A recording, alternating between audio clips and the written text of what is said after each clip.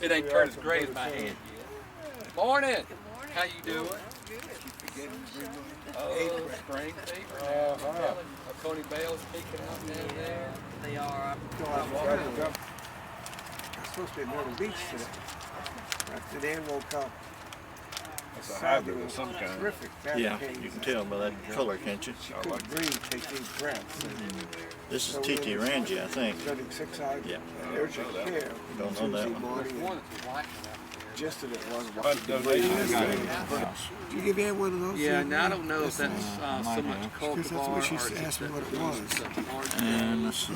Never get live. Must be Mrs. LC water. They might That's get right. lost this year. So there's some cultural aspects. This is spring and supreme. Plus those things. I think we got a cream spring cutting over it. I thought we did. Not in the garden, but over there. Plants go out there.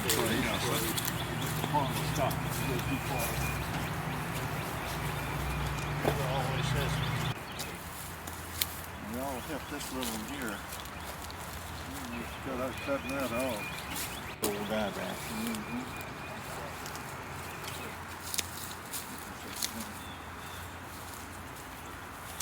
It's called fungus that attacks camellias, and it attacks sasanquas more so than does japonicas. Some japonicas have some resistance to it. Professor Sargent, for example, one of them, and Governor Mouton is another one that I found out back in the 1950s that they had considerable resistance, which means that if you wanted to get away from root rot, dieback, you could use those as one of the parents. That's what it does, is kill the branches.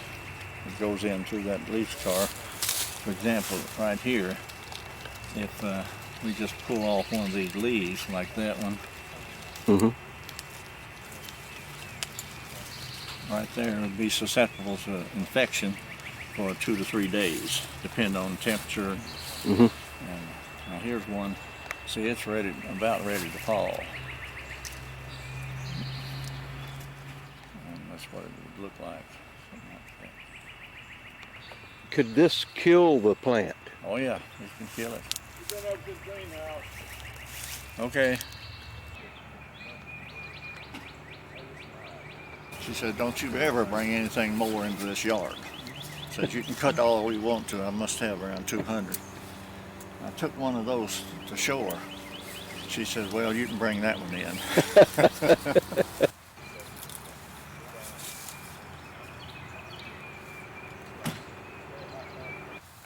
What type of fertilizer do you use on these? Generally 10, 10, 10. Do you use anything special before blooming, or? One of the things you have to look at is don't keep that in the vegetative state too long, because the buds are set in May and June, and if you got it actively growing, they won't set any buds. So when is the best time to fertilize for bloom? Well, you can, anywhere from 1st of February to 1st of April, and then in the fall, the last one would be 1st of September. You don't want to go any further than that. You don't want to go in the winter time in an active state. Masterpiece, I guess it's the largest that we have out here, isn't it, fellas? Certainly one of the largest, if it's not. This masterpiece. That's one of my favorite plants. This is one of the largest of all the camellia varieties. That's a the strong only one we kept from And you can see from the size of it compared to the others, it's probably put here at the same time. And this will outgrow anything in the garden. Who originally established the garden? Was this a project of Clemson, or just the love of? I'd say it goes back to T. Sin, who was head of the horticulture department. And he asked me to graft some when we had a few plants over by the cemetery on the campus. So I went over there and grafted some of these 30 years ago. And then they decided to bring it out here because they didn't have enough room over there for what they wanted. Everybody's got home. Oh yeah, Here, the buds off mine. Might be able to get a better shot on the other side. I'm pretty sure I can see it well. Oh, they're okay. not there now. Beautiful. Tiffany is one of the old timers. And if you want to give somebody a flower, that's probably as good as any except Lila Knapp or one of those down there. Alaska Beauty. Mm-hmm. That's between it and Matoniana. In the nomenclature book, it says exactly the same words. But the petals on this one are a little finer, more of them than I think. Okay.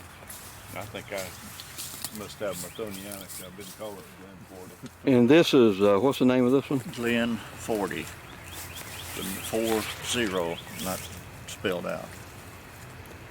I think that's right.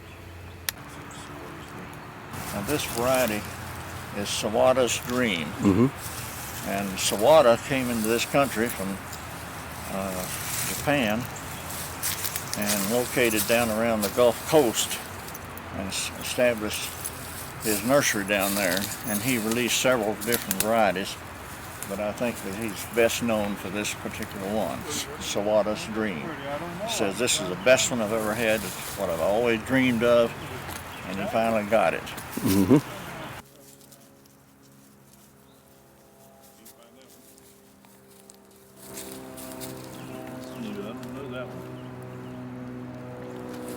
The problem with identifying camellias, there must be, well, we have over 2,500, I believe Joe told me last week, varieties registered with the American Camellia Society. And you get some that are so close together that it's almost impossible to identify them properly. Without a bloom. If it doesn't have a bloom, it's hard. You wait till next year when it's got a bloom. Unless you got a tag. Well, is there like an encyclopedia of camellias or whatever? I mean, that would help you with the. Is there a Bible, so to speak, that? He's got them all. Nomenclature book. Nomenclature book, there's one of them. And what's that? Those two big. Michael Boy, one of them. But No, you said this is the one that has all varieties that ever been listed. Yeah, that's And the nomenclature book. Yeah, nomenclature. Ms. Brown down at Massey Lane gave me that as a gift for all the work that I've done, she said, which was practically nothing. well, where could a person acquire a book like that? The best thing is to write to Massey Lane down at Fort Valley, Georgia. American Camellia Society. Yeah. That's Lady K, isn't it? That's a It beautiful. doesn't have the distribution of stamens like the one I have up there, though. No, it's not. It's the color, but not the form. It does have some solids in it. That's a nice plant. And cut back. Healthy looking. When they grow up tall, if you cut it off, see this has been cut off right down here at this level, they'll come back and fill out a great deal. Yeah. Well, I don't notice any what I would call wind burn or anything like that on the leaf. All these leaves look healthy. I'm from the mountain rest area, and I've got leaves that look like, you know, they're wind burnt, there are holes in them, and different things like that. I wish that next time I'm going to bring some leaves and let you talk about them, and maybe you got some thought about what's wrong. I call it wind burn. I don't know if it is or not. Your winter up there was more severe than ours. You got down what? Got down to about, teens? yeah, well, we got down to 2. 2. That's what did it. Yeah. Here's the best one over here. Yeah. I hate to say this, but this is my favorite variety. And the name of it is what? Eleanor Martin Supreme. Ooh, beautiful. I've got one at home. And if you're in the business, everybody should have one at home. Doesn't look Tiffany again. Doesn't look Now this one is getting in bad shape. See these dead branches up in here? And what causes that, sir? Poor management. I mean, it just needs pruning, or? Needs pruning, and these have been fertilized well for the last 3 or 4 years, but a lot of times it needs to be just cut back and let new stuff come out.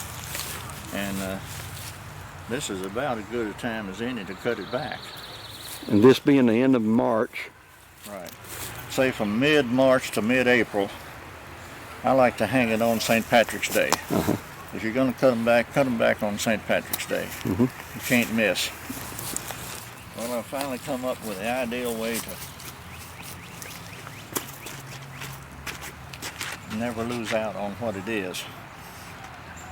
My wife gets after me all the time, but basically I take a can of corn or any can that size, cut out the top so I don't cut my hand on it, and then I put this thing down and put that down over the top of it. No light ever gets in there, and it's there 100 years from now. The identification. Identification. Yeah. That's a good idea, all right. Well, I tell people it took me 30 years to come up with it. Luther? Yeah. This looks more like this. Here's one on the same plant. It depends on the amount of virus in it. You might have one group up here without any virus in it at all. But virus is what gives the variegation. So it'll be redder or whiter, or? Well, it'll be whatever color it is plus white. And this is typical of virus in the flower. The white. And sometimes you'll find it on the leaves. Certain varieties will. This is, you run across this occasionally. Here it's got this kind of flower. And then you come over here and you've got this kind of a flower. And what happens What happens is they planted two in the same spot, although and they grew together, so you got a cross. there's no cross there. Oh, They just two maintain- different plants, but They're really two different plants, but they've fused together, so if one of them's a virus, the other one will get it. But this looks like, well, that's really unique. yeah, I have a Clark Hubs that has a limb that is variegated, but the flower is solid red. The rest of it is green leaves and variegated blooms. Just opposite what it should be. don't you ask me what the color of it either. A lot of people say that this is the best. I guess you've got a picture of this stuff, don't you? Oh, plenty. Yeah. And we don't want any more. And what is that, just from rain, or? Oh no, this is a fungus. Oh, a infection. fungus. Yes, sir. So, and It how, has a little bitty mushroom about the size of the end of your little finger, and it'll shoot spores in the air, and the wind can distribute it. We know at least a half a mile. Dr. Lakitas at LSU set up an experiment. He put them a quarter of a mile, a half a mile, 3/4 of a mile, and a mile away from the source. Well, a quarter mile and a half mile, they had it, but somebody stole his Camellias and out further from it. well, how do you try to control something like that? Cut it down and start over. I mean, just pull it out of the ground and discard it, you mean? There's no way to treat it, or? Well, the only way this thing, the virus spreads, is root contact. So it could go to another plant. Absolutely. So you're planning to disregard it? Discard this one? The reason I like this one is that it can be real cold weather like we had this year, and just about 3 or 4 days of nice warm weather. It pops up, be nice and pretty. But if it's already started open, the petal can be damaged, be brown around the edge. But otherwise, the bud is tight, even after real cold weather in the mid-teens. And why do you call it a favorite, the color or just? Because it does well in the garden. Recovery. Yeah, It's hardy, in other words. right. It makes a good variety. If you had 100, this would be number one in Joe's book. And the name of this one again is? Magnolia flora. Like a magnolia tree flower on it. Well, Magnolia flower, I guess, is a literal translation, isn't it? it's beautiful, all right. Okay, this is Jessica. Jessica. Now the history on Jessica, in 1981, our granddaughter was born, our first grandchild, and they named her Jessica. And I looked up in the books and there was a variety named Jessica. So I called Julius Nuzio out in California, Altadena, and I says, I've got a new granddaughter and her name is Jessica, and I couldn't find it in your catalog. Do you know where I can get it? He says, Rudy Moore right next door to us has got it and I'll have it in the mail tomorrow. And he did. 2 days later I had it and grafted it in the yard. It's pink perfection. It's one of the old timers. And anybody who's anybody, that'll be the first one in the garden, most likely. Formal double. Prolific flowering plant. And why do you call it a double? Because there's no stamen showing in the middle there. Oh, no stamen in the middle. No stamens. As in this one's not a formal double. This has got petals coming up through the stamens. Concerning that one has Stamens coming up through the petals. where the double does not. The formal doubles do not have petals coming up through the stamens. All right, this is Mrs. Charleston. Miss Charleston. Miss Charleston. Trying to get a good one for you. That's pretty good. Yeah, that's nice. And who named this and why? Do you know? I don't know. And it's amazing the way the light hits. It just changes the total color, doesn't it? Yeah. But it's a beauty. And again, this has the to make it white. Virus in it. Well, it's beautiful. It really is. And this should be one of the 40. This is one of the 40. Yeah. Matter Okay. of fact, it's one of the 12 that we're looking at to propagate to sell to people. This What is this one? Jan's Chance. I guess it was a chance seedling. That's what a lot of us, when you have a seed that sprouts and comes up, and so we call it a chance seedling. Well, it's beautiful. That's one of my favorites because it has so much of the white. It's beautiful.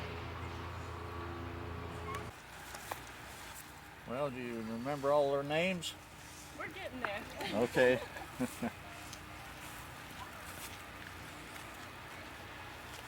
This is a variety Scarlet Glory. The Crookshanks went downstate and brought back 4 varieties that they thought were outstanding, and we grafted them all here in one spot so people could see the beauty when they first come into the garden. And you got, there she is, Paulette Goddard. You know the movie star, Paulette Goddard? Well, this, I don't normally do this, but I want you to see this one up close. Paulette Goddard, named for the movie actress, and it's been around a long time, but it's still one of the best. I would have it in my 40, in other words. Nuzio's Pearl, N-U-C-C-I-O'-S, Pearl, P-E-A-R-L. Coronation, one of the largest flowers in the Camellia world. I mean, from one side to the other. I asked Joe one time if he had 5 of these in his yard, would he cut down 4? He said he wouldn't cut down any of them. Riva Swick, a very beautiful variety. We put it here so people, when they first came into the garden, would see these 4 plants and get a pretty good idea of the variation from one to another. Mhm. So Betty Hotchkiss she and her husband were both students of mine and worked in the same lab together. And eventually they married. And one of the offsprings is named Rachel. But she was down at Massey Lane, which is the headquarters of the American Camellia Society, for several years. And politics got into the thing. And, here's this virus in the leaves on this one. Mm-hmm. Oh yes, the variegation. Uh-huh. Variegation. And that's caused by. Virus. Uh-huh. It's in other words, it's not really supposed to look like that. That's right. It's supposed to look like this. Uh-huh. And these look good. These fellas, they do a magnificent job. Beautiful. You say these brown leaves is normal? That's right. Before this is about 3-year-old leaves, and they put on new ones. And the new ones will stay on about 3 years, and they'll drop. But this time we got two more flushes, unless you artificially force them. So it's normal to see these brown leaves dropping at this time of year. That's right. And usually they'll fall when you have a shower or something, rain. Mm-hmm. But also the fungus that causes dieback is spread by the splashing rains. Mm-hmm. You go in there through that scar left when the yellow leaves fall. And that's its way of getting in. Mm-hmm. Except when man intervenes and makes cuttings and grafts and all that sort of thing. Yeah. But this is the normal thing for the fungus. Mm-hmm. It's like a weed. You look down on the ground, you see something. This is the best this plant's ever been. I hesitated to put it in here, Melody Shepherd. I know the Shepherds in North Charleston. It was still in China down around Kunming, on over to the Burma border, somewhere along in there, and they found this species, Camellia lutuensis, and it has wonderful odor, like you'd have in a rose or something like that. So now they're crossing different camellia varieties with that, and they'll have that pretty well perfected, I think, in 10 years.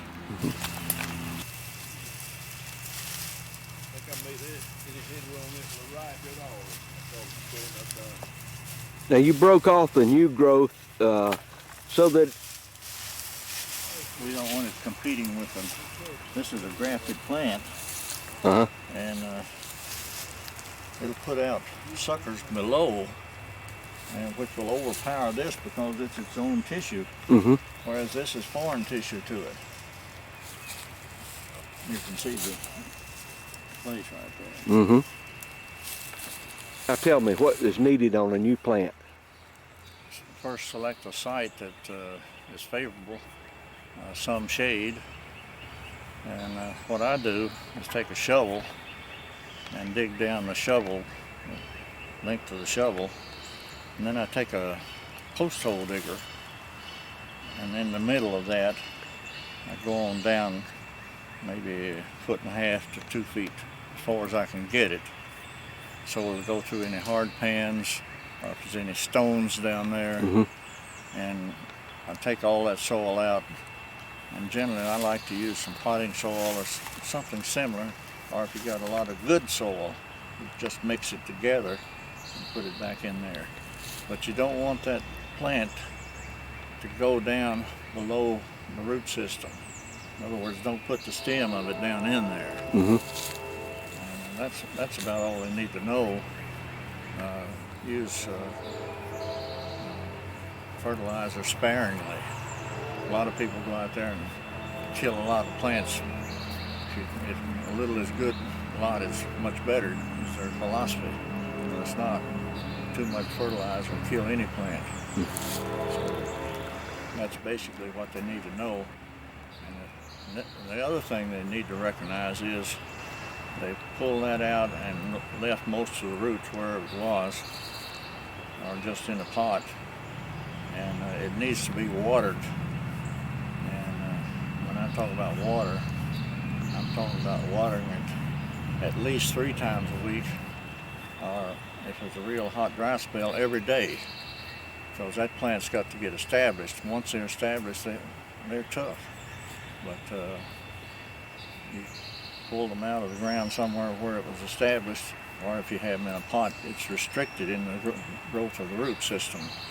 And that's what you have to worry about, is getting enough water to it until it gets established on its own, away from a protected environment. Look like dieback, except dieback is one here and one there and so forth. But if you put too much fertilizer on, you could kill the terminals. It's better to under-fertilize several times and over-fertilize 1 or 2 times. And they need to recognize that. And if they're using a 10-10-10, it's immediately, the nitrogen is immediately available. Now if they go to a 3-12-12, this will not be as dangerous on the plant, because it's the nitrogen that goes in the solution that kills it. So, and the potassium will do it too, the 1-12s. What about overwatering Well, or underwatering? What would the leaf look like? well, underwatering, it'll wilt this time of year, and new growth coming out. And of course, this is a time to put them out. Actually, they should have been put out 1st of March, but they can still put them out.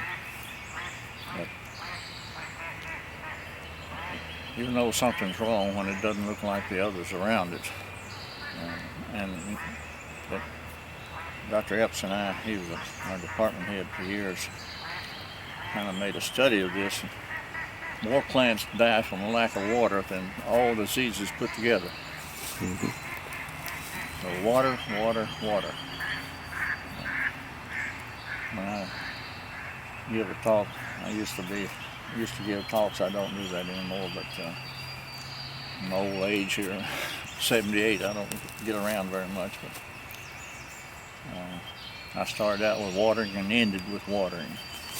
And I interspersed it every once in a while to make sure that they get the message. Sometimes people have to be hit over the head, you know. But most of them, they want to learn. So water, the trouble is, when we put them around these big old trees, they've got roots out there, and you water that little plant, and that big tree there nearby is going to take it up as fast as you put it on there. So I would say in the summertime, if you put it out late every day, and I'd put at least a gallon around it. Use a hose. Usually put about 10 seconds worth on each plant, going from there. That way you get it a little bigger circle, and it stays there a little bit longer than if you put it all in one place. It'll go down underneath, and they need some of it up on top. Mm-hmm. I don't know whether that answers your question or not, but that's the experience I've had with them. This is That's about as pretty as they get. Well, beauty's in the eye of the beholder, so some people like this and some people like others. Dr. Tinsley, you say? Dr. Tinsley. Variety Ivory Tower. Here's a nice flower, would have been, but there's a fungus that gets on the flowers and makes them very, very, very unsightly. Flower blight. What can we do about it? Nothing. Now, if you're going to cut a few flowers, if you can find the right chemical, Lynx, L-Y-N-X, used to be called, and I think they changed the name, but soak it in, use about 3 teaspoons full per gallon, level, not heaping, and soak it about 10 minutes, and it'll stop any infection that's on there. But when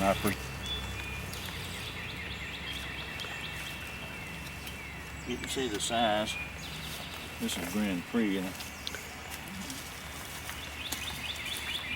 This one here. Looks like Rosea superba, but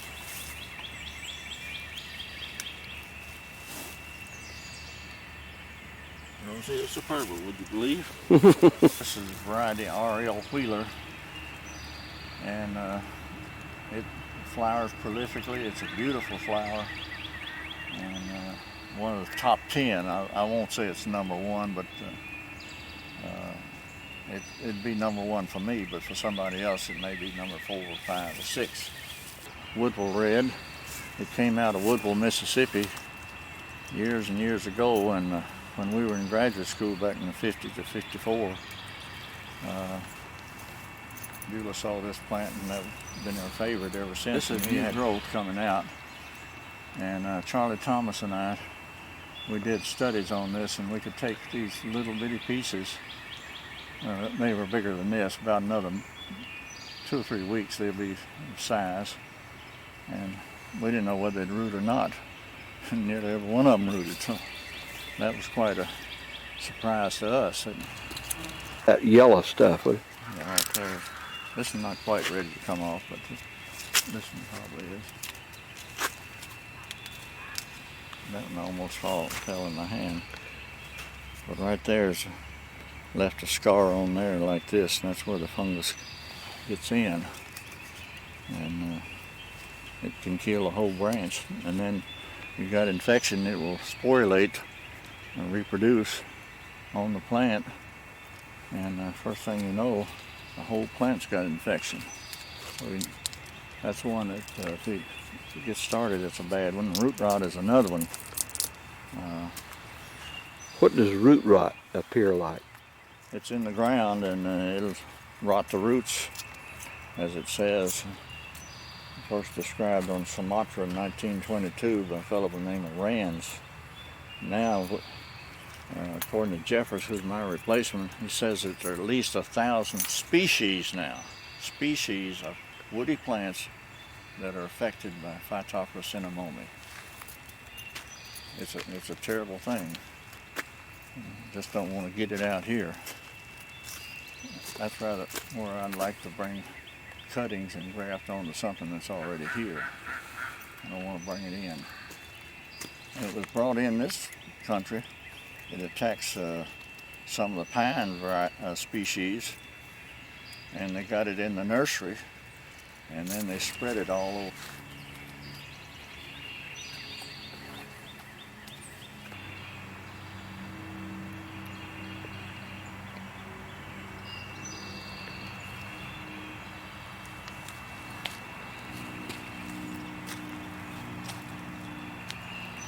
Tsubaki in Japanese is Camellia.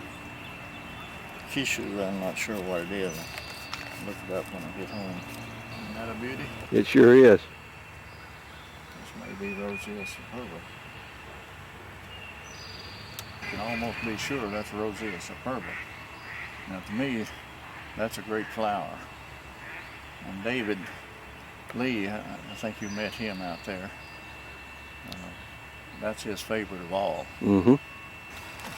It's a fungal disease that gets into the bud, and instead of coming out as normal leaves, it's what a lot of people call fat leaf, and it'll be white on, well, it's already turning white, and there'll be millions and millions of spores released from that, and they'll be blown by the wind. Get down in the new branches like that, next year you'll see it. Exobasidium leaf gall. It's more of an aggravation. I've never seen it kill a plant, but it sure does make them look bad. And leaving the brackets, I happened to get the one that was open on the bottom side. So this could infect a... I'm gonna cut it off way up here. I can't get That'd be that fine. Good. Maybe we'll come back then. We can just put it right here for the time being, can't we? Well, I'd take it all the way out to the end at least. Man, I tell you, maybe I should take it down and put it in the duck pond. What strength of Roundup is that you're shooting? 4 ounces a gallon. This one was developed by Nuccio's Nursery in Altadena, California. And by the way, they have a tremendous number of varieties that they sell throughout the country. And when this one came along, they said to themselves, oh boy, this will take any show, so they named it Showtime. The variety Ruth Linen is one that I named years and years ago. And I've seen the Ruth Linens 5 times as big as this one. But the hot weather, it doesn't do anything, so. But it is an early flowering plant.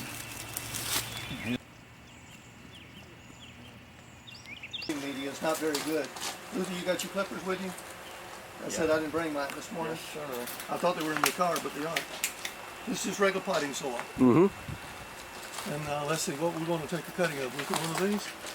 Well, one thing, it doesn't have a flower on it right now. The other reason is that it's one of the top shoots, and the ones closest to the light has the most energy for rooting. Right, Luther? Right. Okay. We'll just clip it right about there. You need about 6 inches. And it's got a lot of growth points on it. Do one here. I go down to about 3 leaves. Luther usually goes down to about 4 leaves. I go down to about 3 leaves on them. And it seems to work either way. And this is IBA. It's the level of it is 3,000. Excuse me. Indole-butyric acid, right. Wait a minute. I was getting ahead of myself. What you have to do is go through the cambium layer. And you want to get this real close up if you can. I am. Mm-hmm. Okay. You scrape this down to the green part. There is a cambium layer, and you go through the cambium layer. A crown will be formed right here at this point, and then the roots will come out from that crown. And so we treat it with a rooting media here, which is the IBA, as we said, it's indole-butyric acid. And that aids, it has some of its own in there, but this adds to it. And that's all there is to it. Is this just regular potting soil? This is regular potting soil. You can use sand, you can use peat, you can use a mixture of sand and peat and other materials, but we use the potting soil. The reason for that, you get more fibrous root system, and the more fibrous root system takes up water better, and this is what you have to water in the nutrients. How long will it be before you put this in the yard?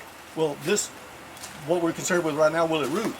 And once it roots, it takes, we leave them in about 6 months usually. They'll root probably in 3 months. But then we leave them in here so they can get good, strong growth on the plants.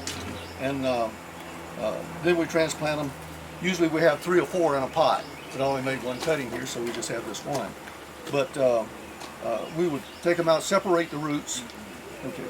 Separate the roots and put them in individual pots and leave them there for, maybe a year or 2. And sometimes they'll bloom at this stage, have buds on them when you plant them. So, but what I'm going to do is break this bud out. This is a bloom bud. Now we have 2 growth buds to the side. And that will not take the energy away from it. Some leave the buds on there. I don't like to do that. No, and we've had pretty good luck with them. Buds take energy away from them. Right. And we want it to be vegetative for a while. Right. Since we just got 1 on there. Charmaine. This is not the more sanitary conditions we've got right here, but usually you would clean these real well and put this over it. Now what this does is conserve the moisture in there, and that is very key at this point, to conserve the moisture. We'll water this in as we get through here, and these are just drink bottles of plastic drink bottles of some sort. We cut the bottom off of it and stick it on the top. And usually we'll put a lid on the top here to keep the moisture in for the first week or 2. Then when you notice that they start growing pretty well, you take the lid off, and then eventually, after they're growing real well and leaf out, we will take the now we've got one here that we fixed. The drink bottle off. Right. Well, we can just trade that. Well, No, just put one back in there. I think I just barely put them on there, but we punched holes in the top of this one, or drilled holes. see, when that sun hits that bottle, It gets hot. it gets hot. There's no way for the heat to escape, and it gets hotter and hotter, and we lost, first year or 2, I guess we lost half of it. And a lot of times I don't even bother to put the lids on there because they seem to do real well either way. Yeah. But this is more logical. Let me water it while we're here.